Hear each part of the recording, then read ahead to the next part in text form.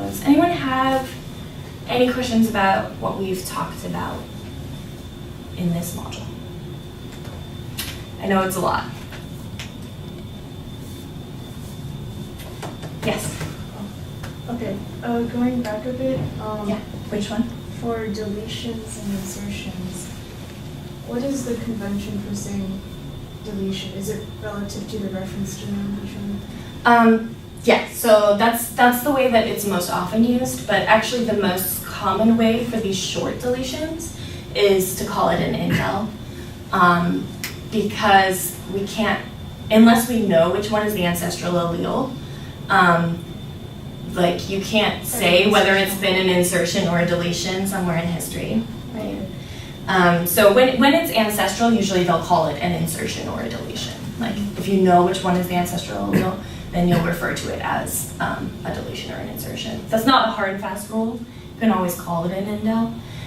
But when you're just comparing to the reference or when you're doing major and minor alleles, it's best to call a variant an indel instead of an insertion or a deletion because you don't actually know.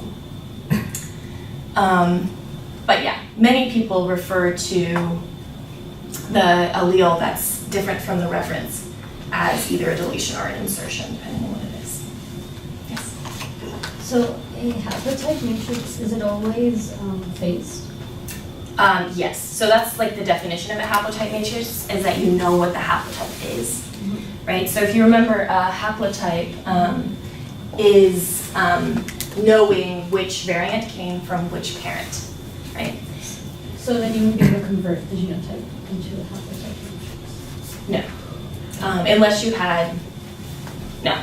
If you don't have any other data besides the genotype matrix, so if you don't have the original calls and stuff, then there's no way to go from a 1 to a 0 and a 1. At least there's no way to easily do it. Yeah. We have probabilistic ways that we do it, and those are becoming more and more accurate. And the reason is because, as we will learn in the next module, Yep. you know, we have all these haplotypes that we're talking about, right? But when you actually look at a population, there's very few of these haplotypes in a certain location. And so what we can do is say, okay, well, I look at this person's genotype and I can ask which two haplotypes most likely made this genotype. And so then we can say, well, these are the haplotypes for this person.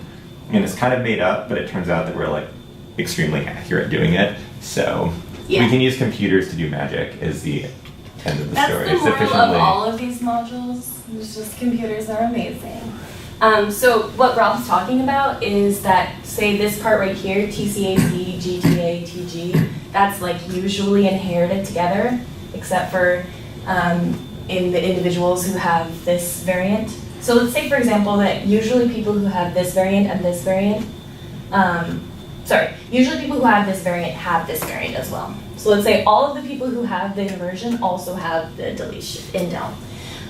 Then we could look at it and we could figure out, based on the other variants that this person has, which haplotype it came from. Does that make sense? That was a pretty confusing explanation of it. Yeah. But it's possible to do. It's called computational phasing, and we'll probably do a module at some point on actually how to do it. yeah, Rob's super obsessed with phasing. Yeah, everything I do involves phasing, so.